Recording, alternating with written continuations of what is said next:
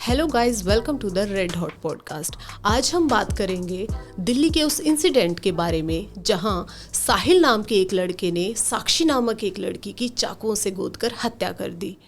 साक्षी केवल 16 वर्ष की थी। तो अब हम आपसे पूछेंगे, क्या यह मामला सिर्फ एक आपराधिक मामला है या एक सामाजिक मामला भी है?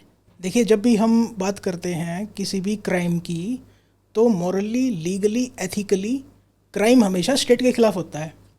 जैसे आपने देखा हो कि जब भी कोई क्रिमिनल केस रजिस्टर्ड होता है तो वो accused versus union of India होता है, और जब कोई सिविल केस रजिस्टर होता है तो वो कंप्लेनेंट वर्सेस डिफेंडेंट होता है। सो ये एक सामाजिक वृत्ति कह लीजिए, एक सामाजिक ये कह लीजिए, और इसको सिर्फ एक अपराध के एंगल से नहीं देख सकते, क्योंकि ये एक एक्स्ट्रा ऑर्डिनरी केस है। जैसा कि जो निर्भया हत्याकांड था, उसके अंदर भी सुप्रीम कोर्ट ने कहा था कि this is rarest of rare cases, heinous crime की कैटेगरी में आता है। और ये क्राइम जब कमिट होते हैं जब सोसाइटी अपना फंक्शन करना बंद कर देती है, और सोसाइटी में कुछ ऐसी डिकेडेंस चीज़ें हो जाती हैं जो ऐसी सर्कमस्टांसिस को पैदा करती हैं ताकि ऐसे क्राइम कमिट हों। और इन चीज़ों को आप लॉ एंड ऑर्डर से या पुलिस से सॉल्व नहीं कर सकते। पुलिस मैजिकली क्राइम के जगह पे नहीं पहुंच सकती। ये जो क्राइम है, इनकी भूमिका 5-6 साल पहले स्टार्ट होती है या 3-4 साल पहले स्टार्ट होती है, और उसी टाइम आपको उस जड़ पे हमला करना पड़ेगा अगर आप इन क्राइम्स को आप सही में रोकना चाहते हैं। तो बहुत लोगों को मेरी बात इनसेंसिटिव लग सकती है, क्योंकि उनको ये लगेगा कि ये एक तरह से इनसेंसिटिव अप्रोच लेके और एक तरह से लेक्चर वे में बातें कर रहे हैं। लेकिन जो रियलिटी है और जो सही में जो सोल्यूशन है, वो एक तरह से प्रिवेंशन से ही स्टार्ट होता है, ना कि ओवर रिएक्शन से या फिर पुलिस एक्शन की बढ़ोतरी से। हमें इन चीज़ों के रूट कॉजेज़ के बारे में जानना पड़ेगा, और वो आज हम इस वीडियो में बात करेंगे। देखिए, सोसाइटी जैसे भी रहता है, समाज जिसको हम बोलते हैं, समाज क्या होता है? समाज में कोई भी इंसान aspires to be a social animal, और यू कैन से कि वो सोसाइटी तभी ग्रो करती है जब जितने जो इंसान है उस सोसाइटी में वो सब सोशली एक्सेप्ट करें एक दूसरे को। और ये जो क्रिमिनल केसेस रहते हैं ना, इसमें आप देखेंगे कि जो भी क्रिमिनल रहता है उसका माइंडसेट है वो अपने फैमिली से या उससे समाज से उतना ही दूर या डिटैच्ड मिलेगा आपको। तो ये जो साइकोलॉजिकल अटैक होता है, ये सोसाइटी का डिजेनरेशन एक मेन कोज की श्रेणी में आएगा। तो समाज का डिजेनरेशन इन सब जो क्रिमिनल एक्टिविटीज़ है उनको बढ़ावा देता है, एक लंबे लेवल पर लेके जाता है। तो साहिल ने जितने दुस्साहस से साक्षी की हत्या की है, तो क्या आपको नहीं लगता उसने आज से पहले भी किसी ना किसी वारदात को अंजाम दिया होगा? देखिए, ये ना अभी राइट नाउ हमारे कोर्ट्स में इस चीज़ पे काफ़ी बहस चल रही है, और काफ़ी क्रिमिनल्स को और अक्यूज्ड को कोर्ट ने बेल दी है ये कह के कि इनकी कोई भी क्रिमिनल हिस्ट्री नहीं है। तो हम इस बात को काउंटर करेंगे मेनली। अगर आप गौर करेंगे तो आज की सोसाइटी में बहुत सारे ऐसे क्राइम हैं जो कि एक तरह से पुलिस जिन पे हार्ड एक्शन नहीं ले रही, जैसे आइडेंटिटी इम्पर्सनिफिकेशन, किसी दूसरे की आइडेंटिटी चुरा लेना, उसके बाद साइबर क्राइम्स, उसके बाद बहुत सारे वायलेंट गेम्स ऐसे चल रहे हैं जो शूटिंग बेस्ड हैं, और काफ़ी सारी मूवीज़ में वायलेंट क्राइम को ऐसे दिखाया जाता है जैसे ये नॉर्मल चीज़ है। उसके बाद मूवीज़ में रेप और सेक्सुअल वायलेंस को एक तरह से नॉर्मलाइज करके दिखाया जाता है।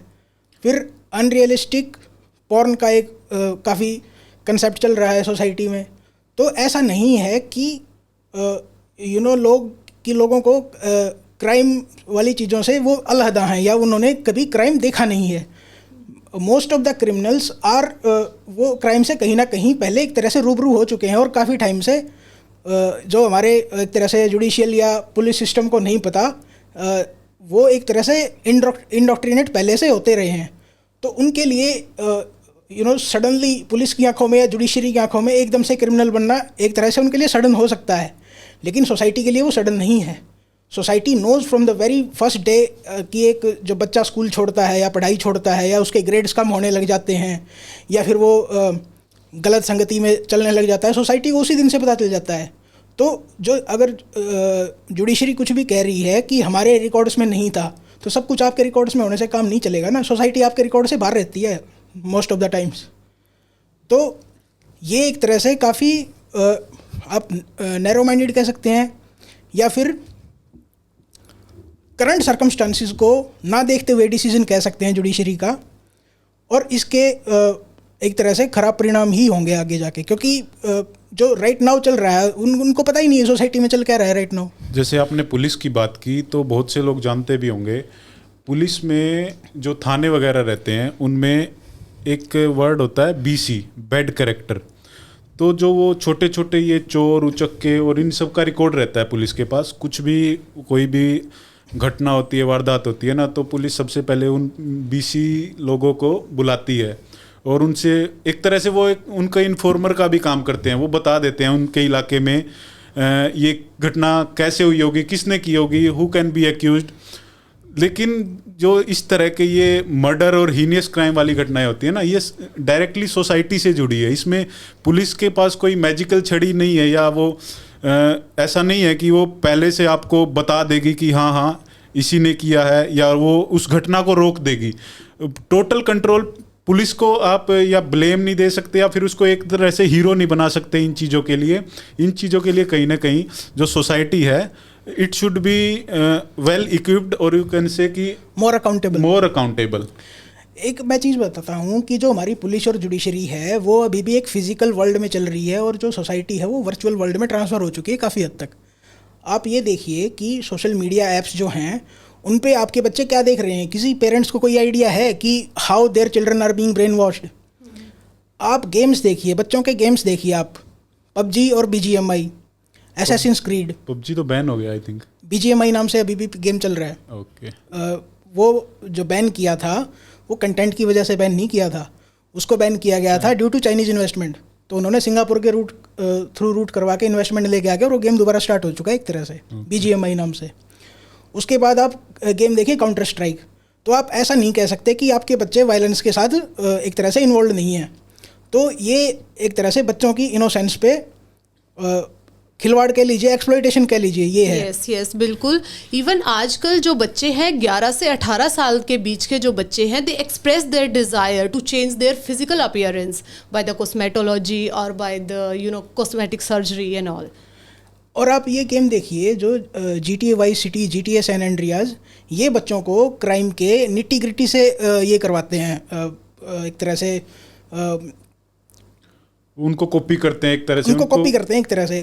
उसमें क्या है, हर चीज़ का एक तरह से डिटेल में गेम में बताया जाता है, कैसे ड्रग डीलिंग होती है, कैसे आपको पैकेज ड्रॉप करने होते हैं, कैसे आपको कार चोरी करनी होती है। तो ये ना एक तरह से उनको अब नॉर्मल लगने लग गया है बच्चों को, सबकॉन्शियस माइंड में उनके ये बैठ गया। हालांकि उनको पता है दिस इज ए गेम, लेकिन समहाउ वो इसको रजिस्ट नहीं कर पाते, या फिर वो इसको एक तरह से नॉर्मल मानने लग जाते हैं। उनके सामने जब कभी भी कोई वायलेंस होती है, कुछ होती है, तो उनके दिमाग में एक तरह से उसके लिए घृणा नहीं आती।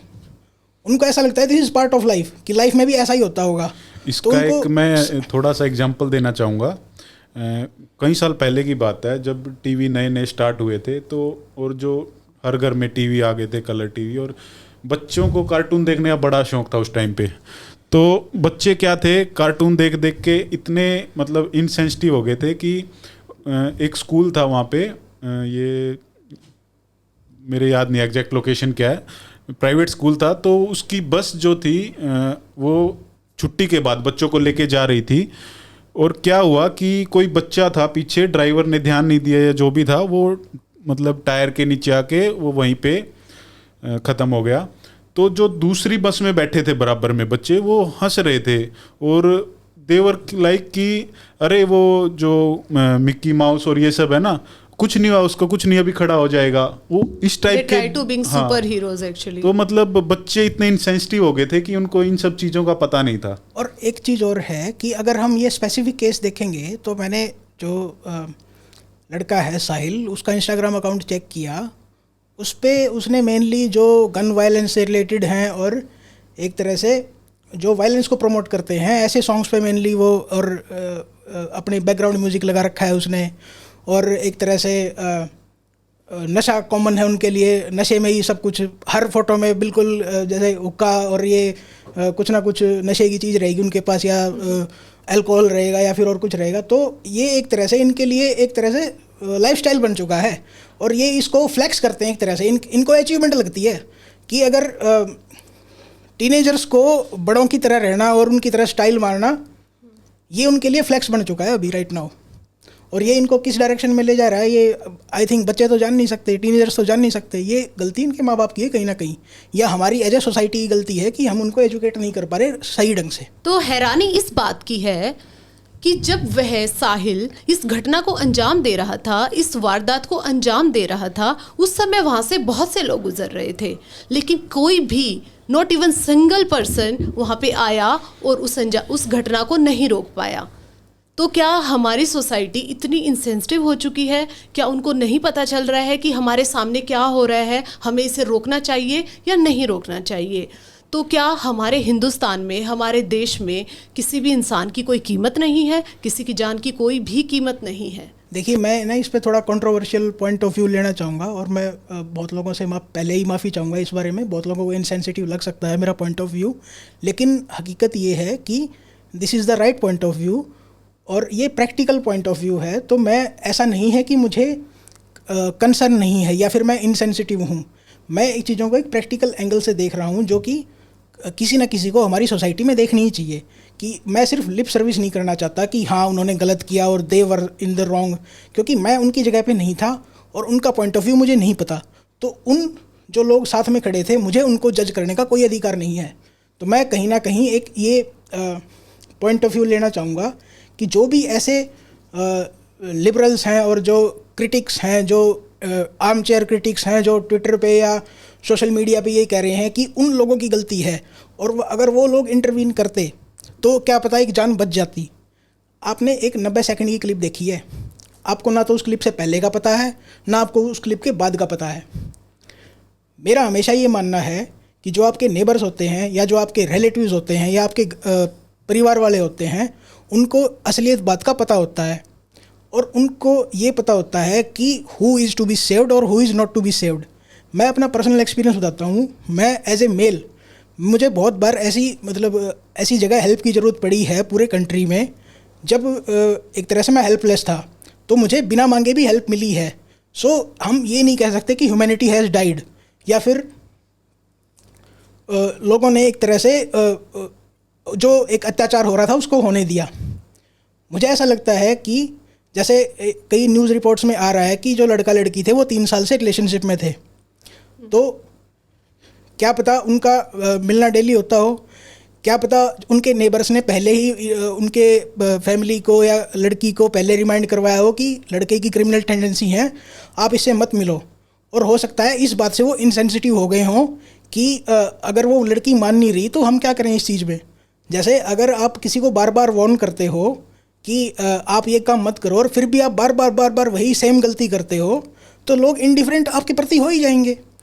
और फिर एक बात है, जब आप खुद किसी क्रिमिनल से एसोसिएट कर रहे हो या आप रात को ऐसे लड़के से मिलने जाते हो जो कि खतरनाक हो सकता है, तो why should other people put their life in danger.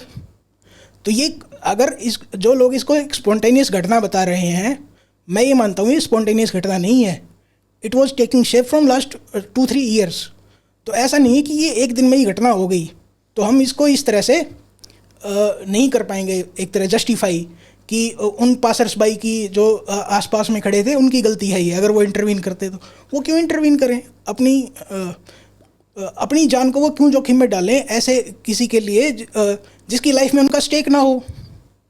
आप इस एंगल से सोचिए। बहुत से लोग ऐसा बोलते मिलेंगे आपको कि जो वहाँ पे जो खड़े थे पड़ोसी या जो भी थे वहाँ पे देखने वाले, उन्होंने थोड़ा सा भी हाथ आगे नहीं बढ़ाया, कुछ भी नहीं किया। वहाँ पे ईंट पत्थर पड़े थे, वहाँ पे ये था, इतने लोग थे, उस अकेले लड़के को पकड़ के पीट सकते थे, रोक सकते थे। लेकिन जैसा आपने ठीक कहा, मेरा भी यही मानना है कि एक तो लोगों को सच में डर भी लगता है कि चाकू है उसके हाथ में, मार भी सकता है, प्रैक्टिकल चीज़ वो है।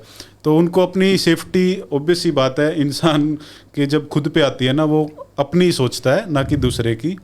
और जो आपने ये सेकंड पॉइंट ऑफ व्यू लिया कि irrespective of the circumstances, fact, जो सोशल मीडिया पे जैसे ट्विटर पे, फेसबुक पे, अभी न्यूज़ में ये एक मोमेंटम शिफ्ट हो जाता है ना। विद रिस्पेक्ट टू इमोशनली, और वो हम Emotional एक outburst है मूवमेंट ये। चलता है, इसको पोस्ट ट्रूथ भी बोलते हैं एकेडमिक्स की लैंग्वेज में। हमारी सोसाइटी उसी पोस्ट ट्रूथ एनालिसिस में जी रही है आज के टाइम भी। जो सिचुएशन क्या थी पिछले 2-3 साल से, वो लड़का जो भी उनका रिलेशन था और उनका जो वहाँ पे खड़े थे, क्या पता वो भी जानते हैं उनके बारे में, इसीलिए भी ना आगे आए हों, तो वो हम जज तो नहीं कर पाएंगे एज ऑफ नाउ। लेकिन हो सकता था कोई ट्राई करता तो जान बच भी सकती थी, लेकिन वो एक तरह से हाइपोथेटिकल सिचुएशन बोल सकते हो आप।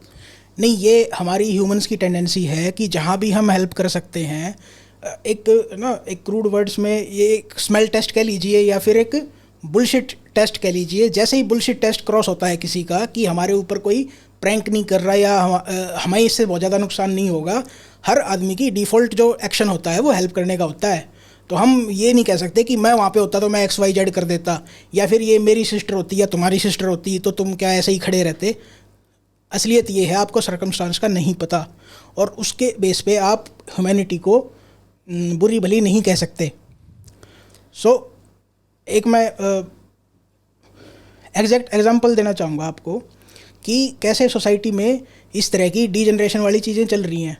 पहली बात तो कोई ना, जैसे जो लड़के ने कत्ल किया है, ऐसे साइकोपाथ एक दिन में नहीं बनता।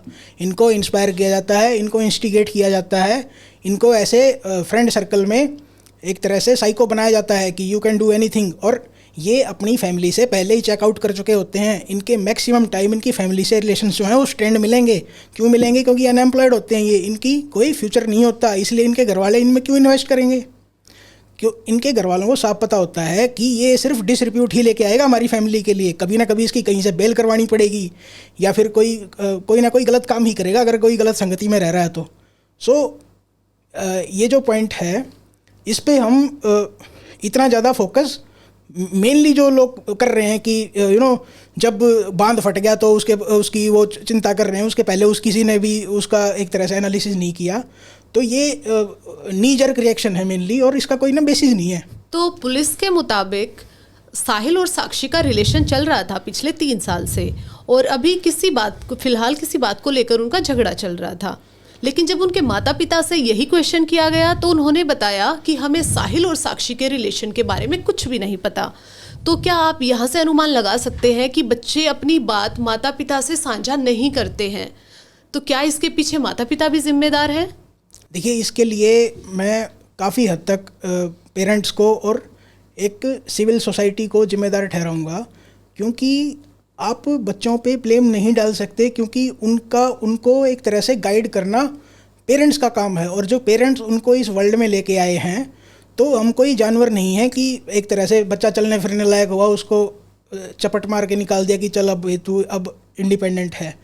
तो हम सोशल एनिमल ह्यूमंस इसीलिए हैं क्योंकि हम अपने बच्चों का मरते दम तक ख्याल रखते हैं। बिल्कुल, हमें पता होना चाहिए हमारे बच्चों का करीबी दोस्त कौन है, वो डेली बेसिस पे किससे मिलते जुलते हैं। खासकर जब हमारे बच्चे नाबालिग होते हैं तब हमें स्पेशली ध्यान रखना चाहिए। हमें एक कम्युनिकेशन लाइन हमेशा अपने किड्स के लिए ओपन रखनी चाहिए ताकि वो हमारे पास आए और हमसे अपनी बातें साझा करें। तो ये जैसे मैं उनका इंटरव्यू देख रहा था जो लड़की के फादर का और मदर का, so they seem to be decent people, लेकिन उनको देख के ऐसा नहीं लगा कि उनको कोई ऐसा ज़्यादा रिमोर्स है, या तो वो बहुत ज़्यादा शॉक्ड थे। लेकिन कभी कभी एक ऐसी भी फीलिंग आ रही थी उनकी वीडियो देख के कि उनको पहले से पता था ये होने वाला है, और mentally prepared for this. They were mentally prepared for this. So क्या ऐसा हो सकता है कि लड़की ने या तो अपने पेरेंट्स को कुछ भी ना बताया हो, या हो फिर सकता है उसके पेरेंट्स को उसके बिहेवियर से, उसकी डेली एक्टिविटीज से कुछ ना कुछ अनुमान लगाया होगा ना। लेकिन क्या वो इसके बारे में चिंतित थे? मेन बात ये है तो कि क्या जैसे सोसाइटी ना ऐसी इंडिफरेंट सी हो गई है कि पेरेंट्स को अब अपने बच्चे ना बोझ सा लगने लग गए हैं। और काफ़ी पेरेंट्स जो इस जनरेशन में पेरेंट्स हैं जो right now 40 to 50 years of age हैं, जिनके टीनेजर्स बच्चे हैं राइट नाउ, तो लास्ट के 20 साल में ना हमारी सोसाइटी इतनी ज़्यादा चेंज हुई है कि ये लोग चेंज के साथ पेश नहीं रख पा रहे। तो मैं जैसे बहुत लोगों से बात करता हूँ, वो ये कहते हैं कि ये जो नई जनरेशन है इसमें ही फॉल्ट है, और हमें तो कुछ समझ में नहीं आता, ये जो कर रहे हैं हमें तो पता नहीं है। सो ये अपनी इंटेलेक्चुअल लेजीनेस या फिर इमेच्योरिटी के कारण एक तरह से इन्होंने लाइफ से ये चेकआउट कर चुके हैं। इनका ये है कि हमने तो जो करना था कर लिया, अब तुम ही करोगे जो करना है। तो इनको ना एक परवरस आनंद आता है कि हमने अपनी लाइफ सही से निकाल ली और तुम अब मरो बेशक से। बिल्कुल, क्योंकि वो एक वर्चुअल वर्ल्ड में है, उनको पता ही नहीं है कि जो ट्रुथ है वो कंसील हो रहा है और जो फेकनेस है वो रिवील हो रहा है, जो हमें सोशल मीडिया से जो हम देखते हैं, मूवीज़ में देख रहे हैं जहाँ पे उनको वायलेंस देखने को मिलता है, तो वो वहीं से सीखते हैं। और जब आप इनकी एल्गोरिदम्स की बात करोगे तो लेट्स से कोई 40 to 45 ईयर्स का आदमी अकाउंट बनाता है और कोई बच्चा अकाउंट बनाता है 12-13 साल का, 15 साल का, तो एल्गोरिदम्स जो है वो दोनों को डिफरेंट चीज़ें दिखाता है। और पेरेंट्स को कैसे पता चलेगा कि उनके बच्चे को इंस्टाग्राम क्या दिखा रहा है? They should ask them how, parents also should ask ना। राइट नाउ क्या चल रहा है कि parents are not raising the children, other children and social media is raising their children. Yes, तो उनको एक तरह से आप एक चीज़ सोचिए कि जब स्कूल में हम बच्चों को पढ़ने के लिए भेजते हैं तो वहाँ पे एक सर्टेन सिलेबस होता है, टीचर को वो सिलेबस फॉलो करना होता है। वो सिलेबस किसने बनाया होता है? बोर्ड ऑफ एजुकेशन ने। बोर्ड ऑफ एजुकेशन कैसे बनता है? गवर्नमेंट के थ्रू। गवर्नमेंट को हम चूज़ करते हैं, तो उसमें हमारा कहीं ना कहीं इनडायरेक्ट स्टेक है, so we can change that.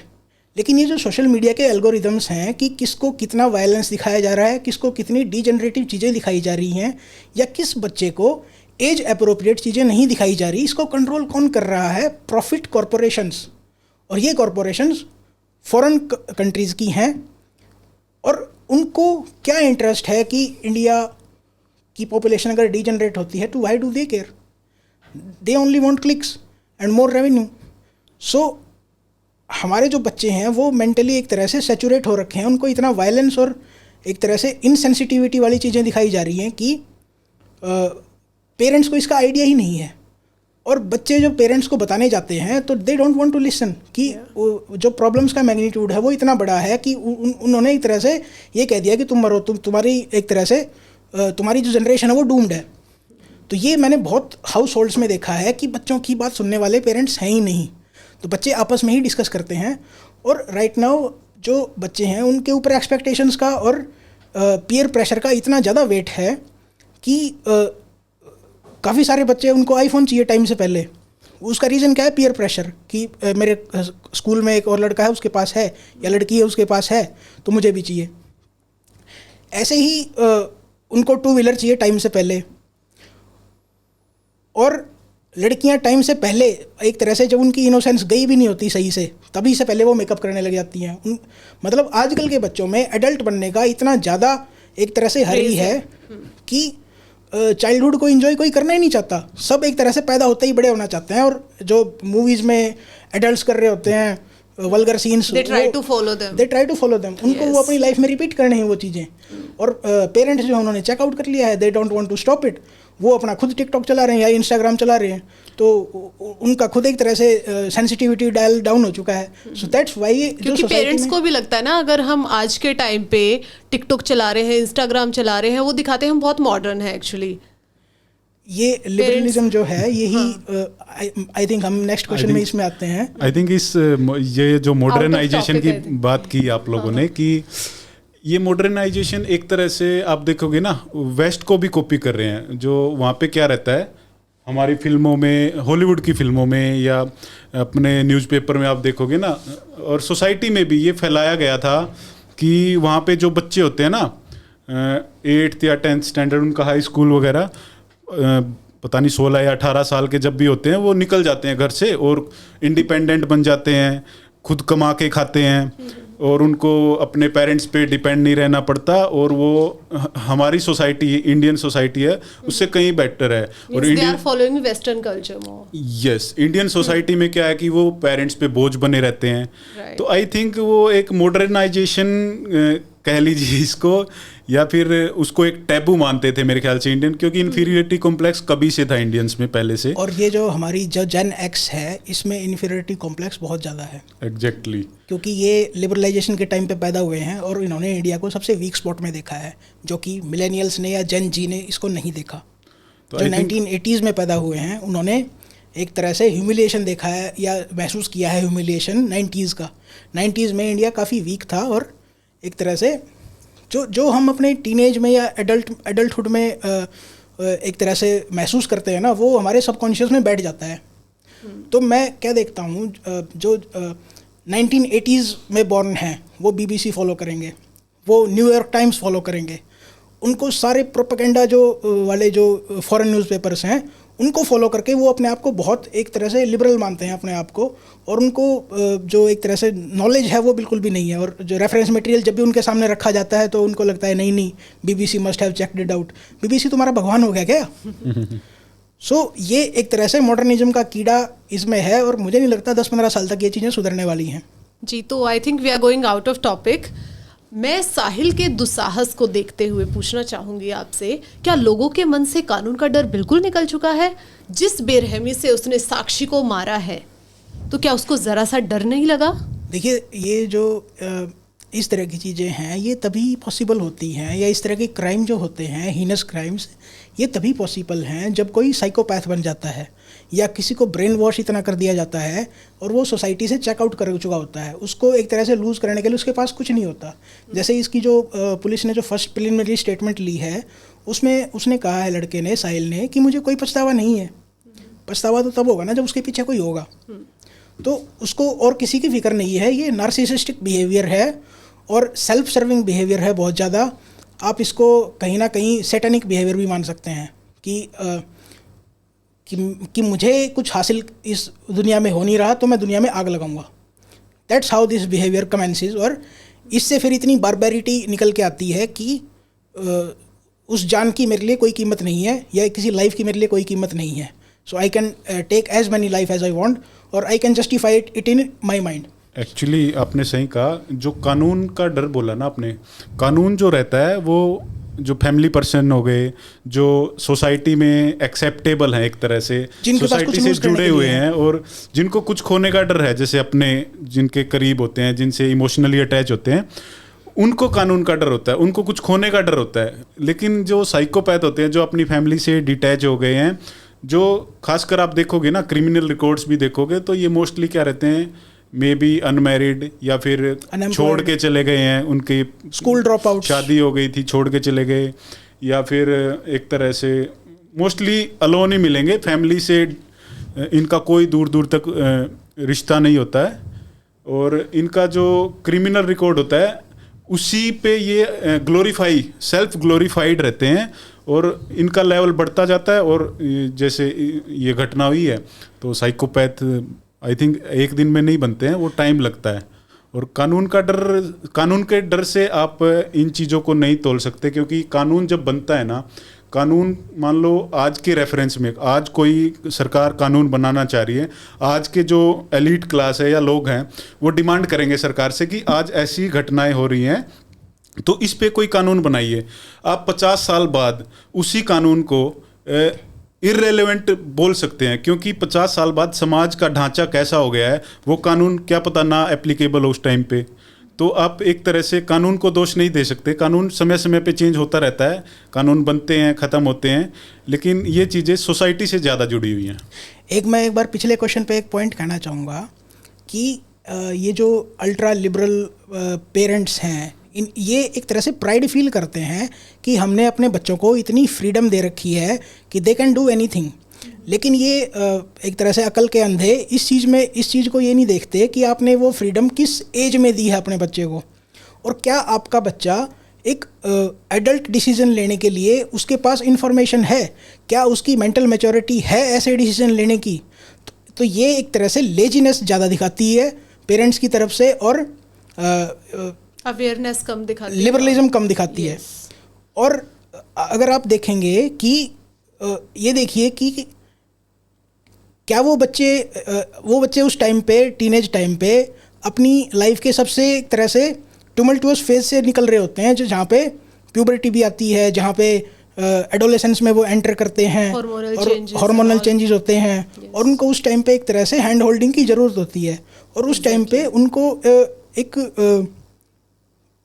एक फ्रेंड टाइप में अपने पेरेंट्स की ज़रूरत होती है, और पेरेंट्स उनको ये कहते हैं कि कुछ भी करो, जो भी होगा you will learn about it. तो ये उन्होंने अमेरिका से या वेस्टर्न कल्चर से गलत चीज़ उठाई है कि, और ऐसा अब साबित हो रहा है, जैसे आप कभी जैसे वीडियो देखेंगे तो जो इंडियन पेरेंट्स के चाइल्ड हैं they are more successful, they are more rich, even in America, even in US की बात कर रहे हैं। और जो पॉवर्टी रेट है वो वाइट्स में बहुत ज़्यादा है। All about their how their family cultivated them और हैंड होल्डेड देम और उस लेवल तक लेके गए हैं।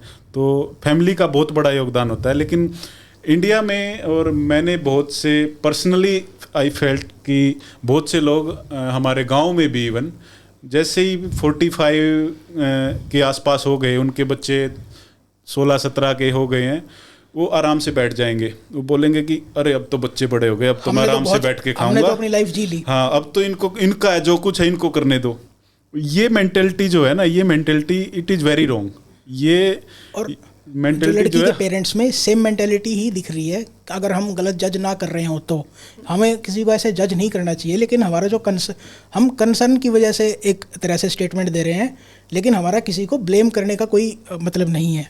तो जो ये लोग हैं ये मेनली अपनी रिस्पॉन्सिबिलिटी डिनाई कर रहे हैं और उसको एक तरह से they want to show it as a good thing, जो कि इंटेलेक्चुअल लेजीनेस और डिनाइल ऑफ रिस्पॉन्सिबिलिटी को ही दिखाती है। और ये अपनी कॉन्शियसनेस को या अपने गिल्ट कॉम्प्लेक्स को मारने के लिए ये कह रहे हैं कि नहीं हमें तो पता ही नहीं क्या हुआ है, वी आर इनोसेंट, हमें तो कुछ नहीं पता।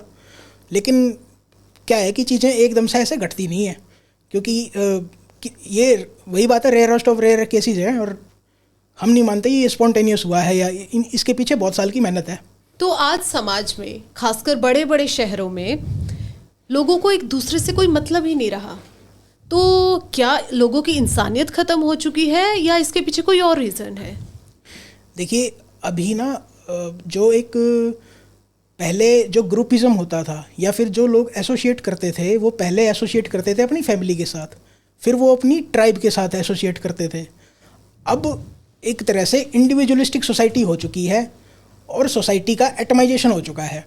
एटमाइजेशन में क्या होता है कि जो स्टेट है वो एक एक पर्सन्स को डायरेक्टली संबोधित कर रही है एक तरह से, और वो फैमिली यूनिट काफ़ी हद तक एक तरह से टूट चुकी है। और जैसे अगर आप इसमें देखेंगे तो लेट से कोई 18-20 साल का बच्चा है और पेरेंट्स अगर उसको कुछ कहते हैं तो वो ये कहता है मैं घर से भाग जाऊंगा या फिर मैं महिला मंडल में शिकायत कर दूंगी लड़की के केस में।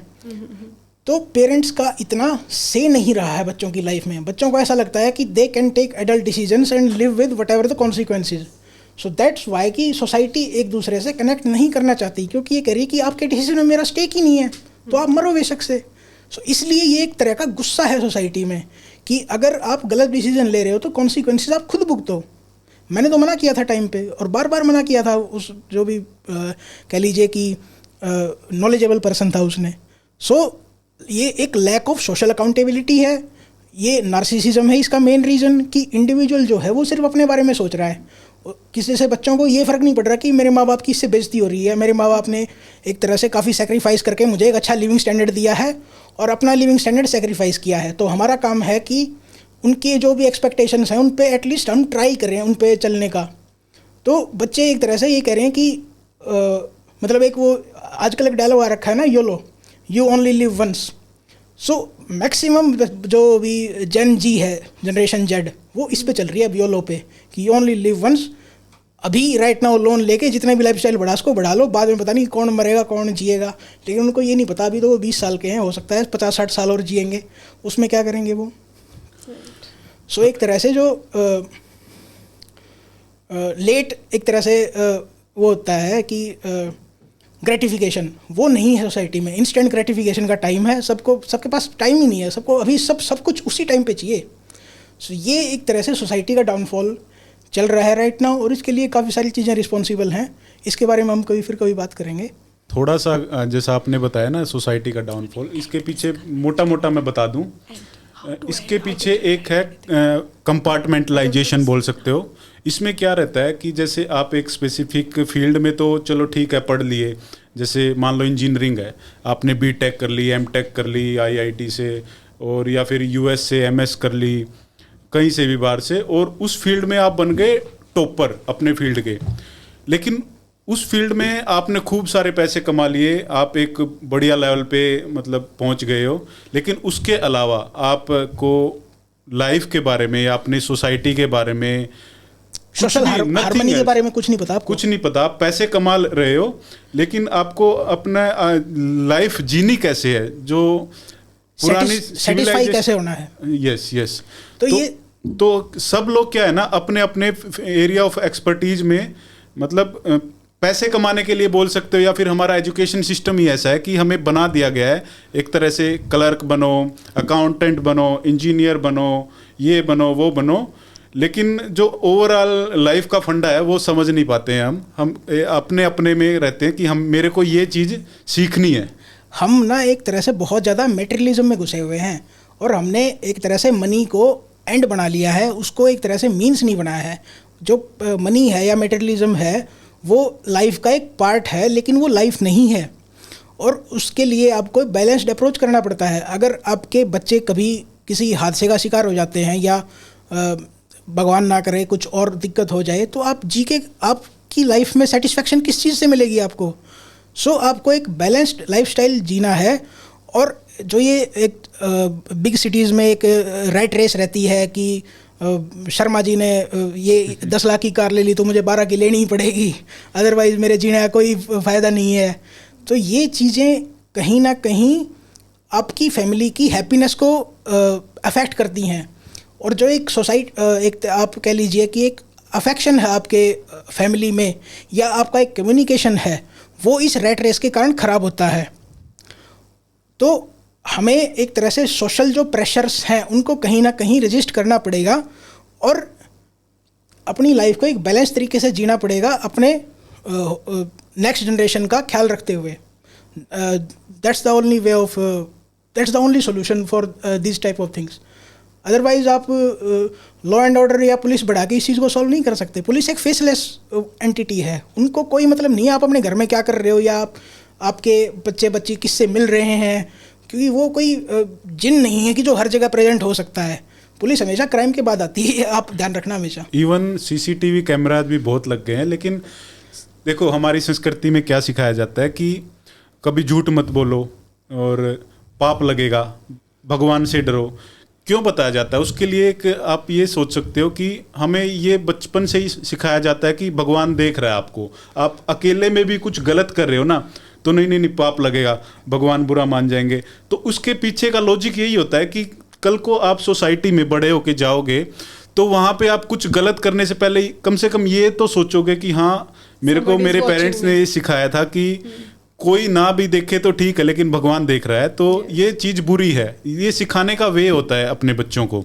तो इसका मतलब ये सीसीटीवी और पुलिस ये सब एक तरह से थोड़ी देर के लिए तो आप पे कंट्रोल रख सकते हैं, लेकिन पूर्ण रूप से आप कंट्रोल नहीं कर सकते इन चीज़ों को। इन दी एंड जो परमानेंट सॉल्यूशन है वो सोसाइटी को ही करना है। सोसाइटी हैज़ टू, जो जैसे हमारे जैसे लोग भी हैं उनको अवेयरनेस फैलानी पड़ेगी, और उनको एक तरह से और लोगों को एजुकेट करना पड़ेगा कि this is not the right way of living. आप सोचिए एक बार आप कर क्या रहे हो, जस्ट कि आप थोड़ी देर के लिए रुकिए और देखिए अपने आसपास में, अपने फैमिली को देखिए, क्या आप सभी खुश हैं सही में? That's how life can be made better. और अंत में एक छोटा सा मैसेज यही देना चाहूँगा मैं तो, कि जैसे बहुत से रामायण में हमारे कहा गया है, हमारे प्रभु श्री राम थे, उनको आइडियल माना गया है। उनको आइडियल मानने का जो तुलसीदास ने लिखी थी रामचरितमानस, तो रामचरितमानस का मतलब यही है कि राम के चरित्र को धारण कीजिए। तो चरित्र मतलब उनकी जो आप जर्नी देखेंगे राम जी की, उसमें इतनी कठिनाइयाँ आई, उनकी वाइफ को एबडक्ट कर लिया गया और वो जंगलों में रहे 13 साल और 14 साल सॉरी, और उनको लेने गए, फिर वानरों के साथ उन्होंने दोस्ती की और उनकी सेना लेके एक धनुर्धर जिसकी गोल्डन लंका थी जिसकी, उससे फाइट की, लेकिन वो जीते इसीलिए उनका चरित्र जो था वो रावण से बहुत अच्छा था। रावण पढ़ाई लिखाई में, युद्ध कला में, सब में निपुण था, लेकिन चरित्र जो था वो राम जी का बहुत बढ़िया था कंपेयर टू रावण। तो चरित्र जो है, अपने बच्चों को चरित्र सिखाइए और वो चरित्र धारण कीजिए। I think it will be beneficial for all of our society. Long term के लिए वो बेनिफिशियल रहेगा। हम आपसे फिर मिलेंगे नेक्स्ट वीडियो में। Thanks for watching our video. जय हिंद।